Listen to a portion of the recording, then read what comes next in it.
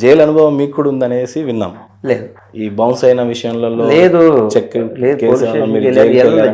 Police స్టేషన్కి వెళ్తాం, అది అయిపోయింది. 50 రోజులు అరెస్ట్, ఎన్ని 10 రోజులు అబద్ధాలు, అరెస్ట్, అవన్నీ అబద్ధాలు, సెల్లులో ఉన్నట్టు అవన్నీ తెలియకుండా మీరు అడిగితే అదే ఉమ్. అది ఊరికి మీ మీ దానికోసం అడిగితే అది మీ తప్పు. అది నా గురించి అని కాదు, మీడియా కథనాలు రాసినప్పుడు నేను కథనాలు విన్నవి. చాలా మీకేం పని ఉంటుంది సార్? ఉమ్, ఏం పని ఉంటుంది? చాలా మందికి ఏం పని ఉంటుంది?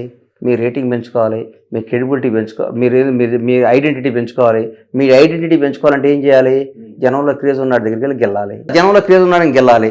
దాన్ని పోయి వాళ్ళని ఇంటర్వ్యూ చేస్తే మీరు ఎవరు చూడరు. అందుకని ఊరికే టైంపాస్కి ఒక అనే ముందు మీకు ఒక ఫ్యామిలీ ఉంది, నా ఫ్యామిలీ లాగే వాళ్ళకు కూడా ఒక ఫ్యామిలీ ఉంటుంది, నా పిల్లల్లాగే వాళ్ళకు కూడా ఒక పిల్లలు ఉంటారు. నేను ఇంటర్వ్యూలు చేసి ఇట్లా పిచ్చి క్వశ్చన్లు వేసి ఆ డబ్బు ద్వారా నా కుటుంబాన్ని నేను తింటున్నానా? తినేటప్పుడు ఆ రక్తపు కూడు నేను తినకూడదని మీరు మనస్సాక్షిని మీరు క్వశ్చన్ చేసుకుంటే ఎవరిని పిచ్చి ప్రశ్న వేయరు.